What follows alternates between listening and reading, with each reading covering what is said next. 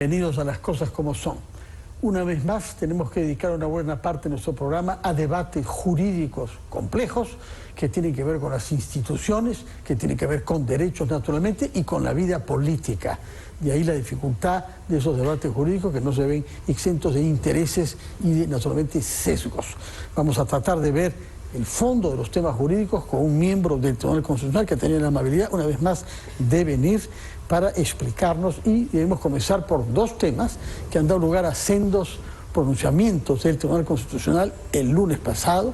Uno tiene que ver con el caso del abogado Arsenio Oré en el marco del caso llamado Cócteles, en donde hay decenas de imputados, entre ellos estaba él, y ustedes han decidido que debe salir de la calidad de imputado. ¿Por qué han tomado esta decisión? ¿Cuál es el argumento jurídico? ¿Y qué jurisprudencia queda establecida en relación a las diligencias fiscales en estudios de abogados? Bueno, para hacerlo sencillo, porque si no nos demoraríamos demasiado. En primer lugar, muchas gracias por la invitación. A usted, doctor César Ochoa, miembro del Tribunal Constitucional.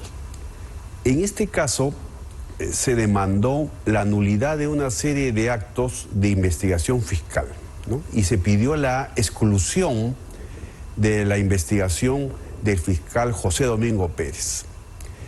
El Tribunal Constitucional declaró fundada la demanda y dispuso la anulación de estos actos de investigación y la exclusión del fiscal Domingo Pérez. Para el caso de Arsenio Para el caso concreto de Arsenio Oré. O sea, no es competente para investigar ese caso. Se determinó que hubo una vulneración al principio de objetividad. ¿Cuál es la vulneración? La vulneración, para hacerlo sencillo, el fiscal Domingo Pérez estaba investigando el tema de lavado de activos, llamado caso Cócteles, y ahí advirtió una supuesta obstrucción a la justicia que habría cometido el abogado Arsenio Oré y otros abogados, ¿no? Y la defensa de este abogado, el doctor Oré, pidió que se excluya al fiscal Domingo Pérez de esta investigación, de esta segunda investigación por obstrucción a la justicia, porque no tendría pues objetividad, ¿no?, de acuerdo a las normas procesales. El fiscal Vela, coordinador de este equipo de fiscales, mediante una disposición fiscal desestimó este pedido. Como consecuencia de la negatoria de desestimar el pedido de exclusión del fiscal Pérez por falta de objetividad en el caso del abogado Arsenio Oré, el Tribunal Constitucional ha fallado a favor de la demanda presentada por el abogado Arsenio Oré en el proceso de amparo. Y un segundo aspecto muy importante, ha fijado una doctrina jurisprudencial sobre el secreto profesional, no solamente de los abogados, sino también de los periodistas y de los médicos en general. ¿Cuál es esa doctrina jurisprudencial? Doy lectura. Corresponde al Estado, tanto en una adecuada legislación como en una oportuna educación, promover una cultura de respeto a este derecho, el secreto profesional.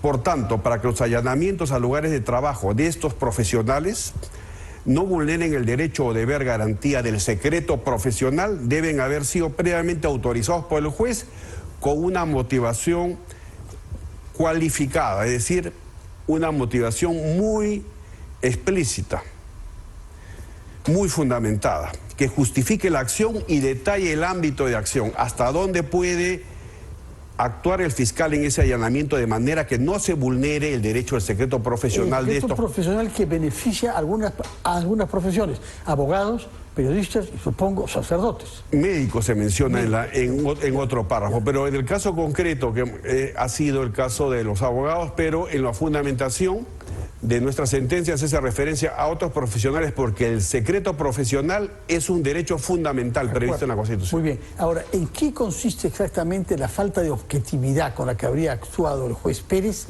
en el caso del abogado Arsenio Oré? La falta de objetividad, ¿en qué consiste? Algunos hablan de falta de imparcialidad, ¿no? Incluso está en la demanda como falta de imparcialidad. Lo cierto es que el tribunal ha determinado falta de objetividad, porque el señor Pérez, habiendo advertido una supuesta obstrucción a la justicia que habría cometido el abogado, el doctor Oré,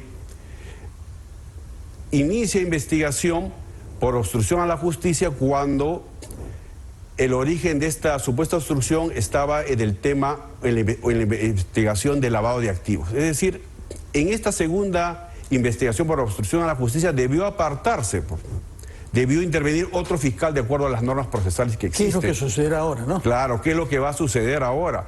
Porque no tiene pues objetividad el fiscal que ya considera que hay un presunto delito, ¿no?, que lo ha afectado directamente a él y al proceso, y debe intervenir otro fiscal que tenga objetividad, no subjetividad. Puede ser víctima y investigador independiente al mismo tiempo.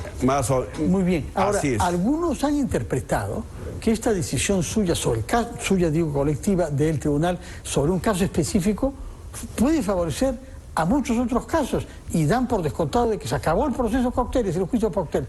¿Qué consecuencias jurídicas se pueden derivar de la decisión que han tomado ustedes?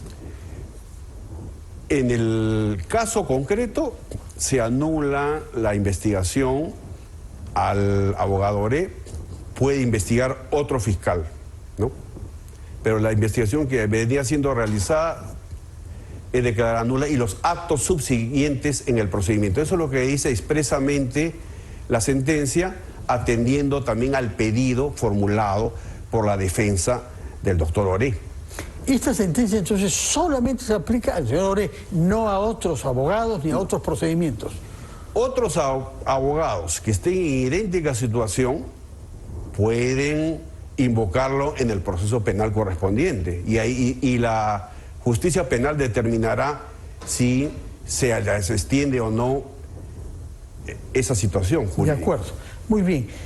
Hablemos entonces sobre la otra decisión que han tomado ustedes y que han anunciado, por lo menos el día lunes, relativa a una demanda que había presentado hace más de un año la Defensoría del Pueblo, relativa a la ley, a la modificación de la ley universitaria que unos llaman la contrarreforma universitaria. ¿Qué es lo que han decidido? Mire, siendo un tema tan sensible, le voy a dedicar unos minutos para explicarlo. Hay mucha preocupación sobre la SUNEDU. Hubo una primera sentencia del Tribunal Constitucional que desestimó la demanda de inconstitucionalidad que formuló un grupo de congresistas. Básicamente, en esa oportunidad, ¿qué se dijo? Se cuestionó que en el Consejo Directivo de la SUNEDU se incorporaran representantes de universidades, ¿no?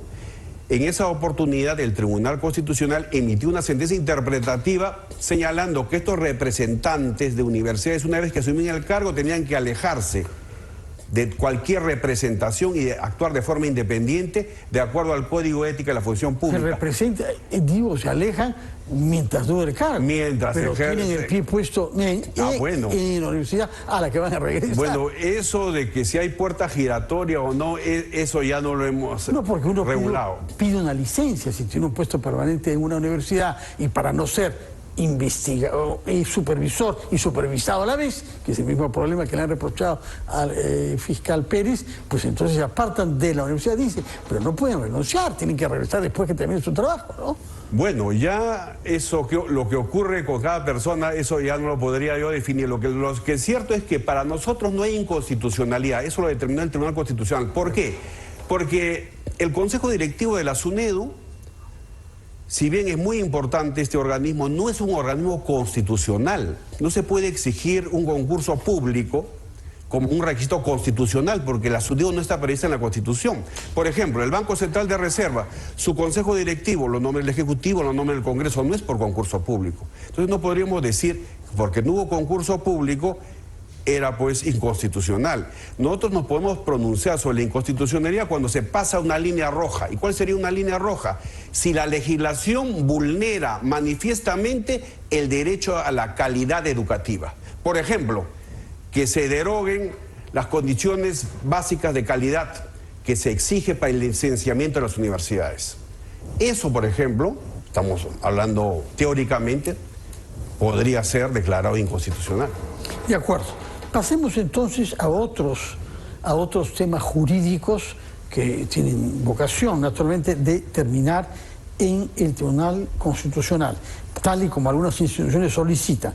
Uno de ellos tiene que ver con la ley llamada de lesa humanidad y de crímenes de guerra, que ha motivado muchas críticas de algunas instituciones, como el Ministerio Público y el propio Poder Judicial. De la misma manera que el otro tema igualmente importante es el de la extinción de dominio. ¿Cómo ve usted la situación que se ha generado cuando hay instituciones judiciales y el sistema en su conjunto, procuradurías, etcétera, Ministerio de Justicia, que están pronunciándose a favor de una intervención del Tribunal Constitucional? Mire, y para ser didáctico, y clase de Derecho Constitucional 1, sí. En el Perú hay dos sistemas de control de la constitucionalidad, no uno. Hay dos. El sistema del control difuso, así llamado, porque cualquier juez puede ejercer ese control de constitucionalidad siguiendo el modelo estadounidense y puede inaplicar en el caso concreto una norma legal por ser incompatible con la Constitución o con los tratados internacionales de derechos humanos que se integran al bloque normativo constitucional. Y la otra vía es la del Tribunal Constitucional, mediante una acción de inconstitucionalidad que tiene legitimidad un conjunto de ciudadanos, el fiscal de la nación, el defensor del pueblo y otros sujetos legitimados.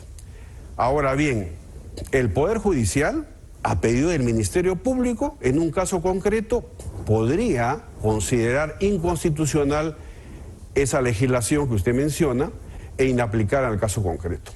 Pero la ley obliga. Seguiría vigente para otros, sí, a otros pero casos. La ley obliga a los jueces. Hay una precisión en la ley. Los jueces están obligados a aplicar esto. Bueno, los jueces podrán determinar si también inaplican ese artículo, si lo consideran inconstitucional o no. De acuerdo. ¿Todo juez tiene el mismo derecho? Todo juez, es el sistema del control difuso que es de invención estadounidense y que existe en nuestro sistema jurídico. Sobre la extinción de dominio, creo que ustedes han tenido que ver con el tema ya en anteriores oportunidades, pero ahora se les viene la necesidad de pronunciarse sobre un tema de fondo, sí, puesto que es el defensor del pueblo. Así es, el defensor del pueblo nos ha obsequiado este caso, efectivamente. Bueno, ¿y cuáles son los términos? Yo le pido que dé su opinión, pero ¿cuáles son los términos jurídicos en este caso? Va a ser enmarcado por usted. Bueno, recién se ha interpuesto la demanda, no conozco los términos, entiendo. Bueno, según el defensor estaba acá, hay una violación de la propiedad, hay una violación de la no retroactividad y hay una violación de la seguridad jurídica. Bueno, la retroactividad, la seguridad jurídica. Bueno, lo que sí es cierto es que en el derecho de propiedad sí hay cuestionamientos, ¿no? Porque se extingue la propiedad y se transfiere al Estado sin que haya todavía una sentencia firme, ¿no?, en materia penal. Ahora, se aplica en graves delitos esta figura de la extinción de dominio. Existe en otros países, ¿no? Colombia, Chile, ¿no? Aplican una legislación similar. Y hay convenciones internacionales. Hay convenciones internacionales. Habría que analizar si efectivamente hay algunos aspectos inconstitucionales. O si no, por ejemplo, dictar una sentencia interpretativa, como le mencioné.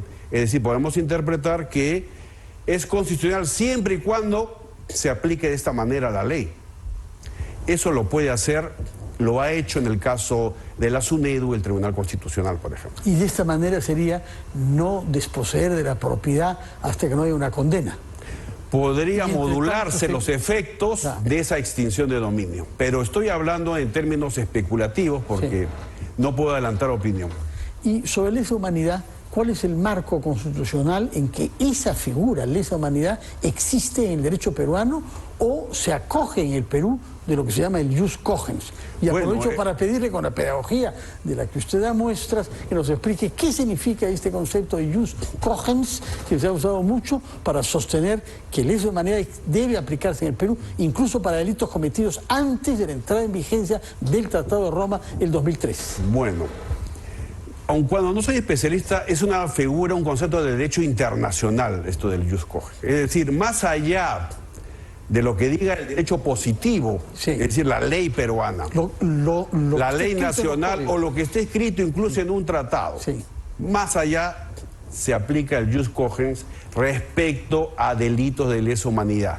Es decir, este principio de la irretroactividad de la ley penal no se aplicaría si no se aplicaría la imprescriptibilidad.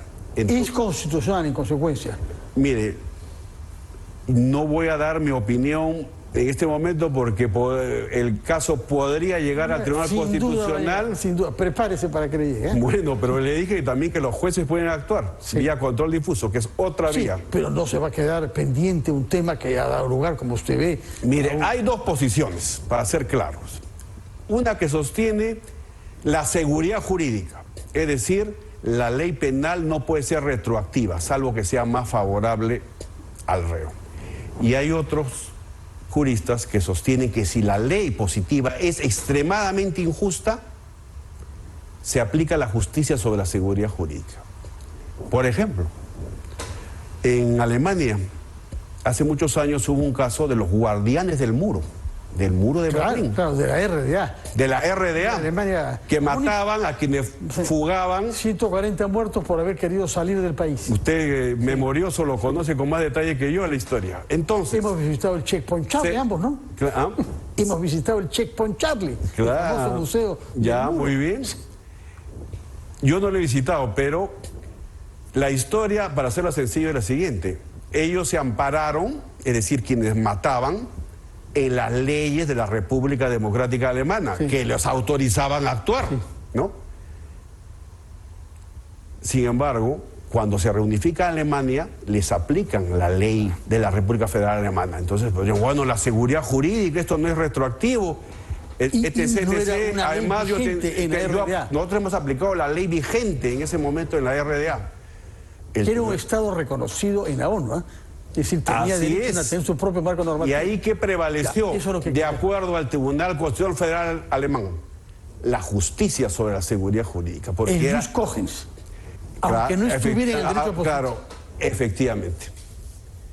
Entonces eso nos está dando una pista sobre la posibilidad de interpretar este tema así acá en el Perú, como sostienen varios juristas. Le estoy mencionando un ejemplo académicamente, didácticamente, para que lo entienda la teleaudiencia. De acuerdo. Por otra parte, ustedes tienen que pronunciarse también sobre otros temas, ¿no? Y tenemos bastante estrés jurídico. Bastante estrés jurídico, sí. ¿Cuáles son los otros temas relevantes para la opinión pública? Bueno, todavía no los hemos ni estudiado. Ya. La demanda competencial del Poder Ejecutivo respecto al artículo 7 o 17 de la Constitución, y también hay un habeas corpus, y entiendo que un amparo. Así es. A título personal, ¿no? Para la protección de la presidenta Boluarte. De acuerdo. Ahora, el otro tema que ha sido asociado al tema de delitos de lesa humanidad son los crímenes de guerra. Y sobre este punto también ha habido un pronunciamiento no solamente de juristas, sino de una serie de otros sectores y de la conferencia episcopal. Los obispos del Perú se alarman ante la posibilidad de que haya impunidad frente a delitos graves que, y esta es la particularidad, han implicado desapariciones de personas aún hoy. De manera que el delito sigue siendo cometido el día de hoy, porque es un desaparecido, ¿no? Explíquenos, por favor. ¿Cómo? Bueno, es similar a la problemática que mencionamos sobre los crímenes de lesa humanidad. Otros hablan de graves crímenes contra los derechos humanos, las desapariciones y ejecuciones extrajudiciales forman parte de estos crímenes contra los derechos humanos. Nuevamente, la discusión, seguridad jurídica, ¿no? El tema de que las normas no pueden ser retroactivas, o la justicia. Si la injusticia es tremenda, es grave, el derecho injusto no se debe aplicar. Es decir, prevalece la justicia sobre la seguridad jurídica. Entonces es un tema de valores que usted debe interesarle. Por supuesto que me interesa enormemente. Sé que todo esto es en el fondo un tema debate entre el derecho y la moral. Es un debate filosófico también. Lo hemos comprendido. Y a propósito de moral y derecho, ustedes decidieron hace ya unas semanas que el señor Alberto Fujimori debía salir por el indulto que le había concedido el presidente de la República del año 17, en la época Pedro Pablo Kuczynski. Entre tanto, hemos visto que Fujimori fuera ha exigido que se respeten algunos derechos de él. Por una parte, el cobro de una pensión vitalicia y por otra parte, una eventual candidatura presidencial. Cuando ustedes le dieron luz verde al indulto, ¿previeron que se podían derivar esas conclusiones de que salga libre? Bien. Debo mencionar, y ya lo hice en anterior oportunidad, en mi caso yo voté en contra.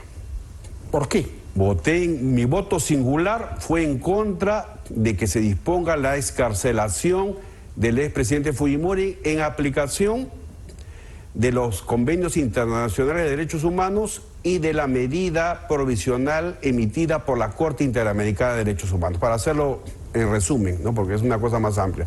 Y lo fundamenté ampliamente, mi voto singular. Se recuerdo que vino acá. Ahora, explicó, sí. 3 magistrados que votaron a favor. 3 sobre 7. 3 sobre 6 en ese momento. Sí, 3 sobre 6 sí.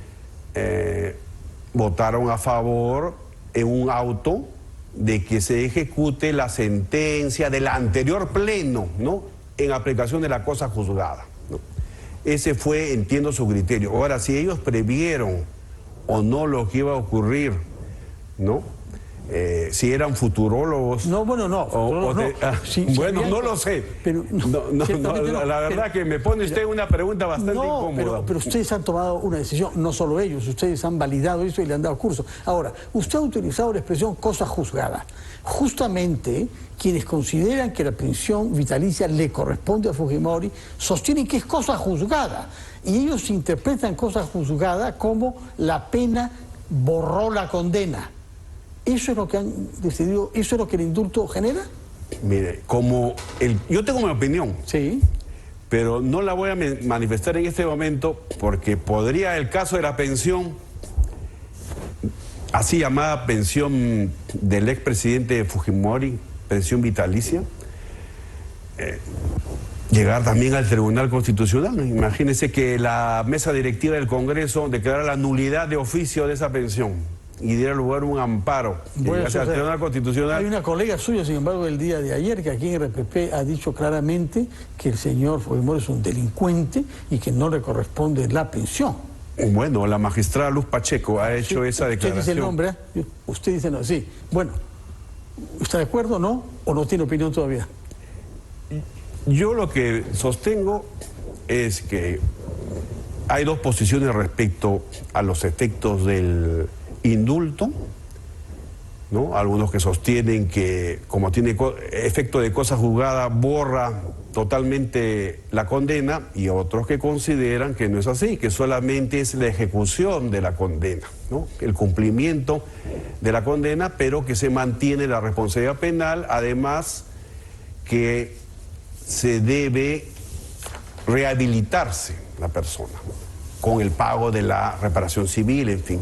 Y sobre eso yo no quiero opinar. Bueno, muy bien, entonces le vamos a hacer una última pregunta que no tiene que ver con el Tribunal Constitucional por ahora y que esperemos que no llegue esa, ¿no? ¿Qué es la propuesta de un congresista, un Américo Gonza, para no nombrarlo, como suelen decir en España, quien ha sostenido que cuando hay decisiones equivocadas de los jueces y de los fiscales, ellos tienen que pagar las indemnizaciones? Principio que no se aplica a los congresistas, naturalmente, que nunca pagan nada, más bien cobran más de lo que está previsto. Errores legislativos. Sí, así es, errores legislativos u otras prácticas que ni siquiera quiero mencionar. Sí. Su opinión sobre esta iniciativa, hacer pagar a los jueces y fiscales por sus errores. Bien, si hay errores judiciales, puede haber una reparación del Estado, claro. Imagínense una condena injusta, ¿no? Pero no conozco con detalle ese proyecto. Es una cosa reciente, pero... bueno, a nosotros se nos quiere señalar como que somos pro Congreso. Yo quiero decirle claramente a la ciudadanía que nosotros ejercemos el control constitucional. No estamos ni a favor ni en contra del Congreso. Respetamos al Congreso porque es un foro de la democracia. Ese es nuestro sistema jurídico. Si el Congreso tiene una baja popularidad, una baja aceptación, eso es un problema de tipo político. Nosotros no tenemos ninguna relación con el Congreso, salvo el momento que nos eligieron de acuerdo a un mandato constitucional.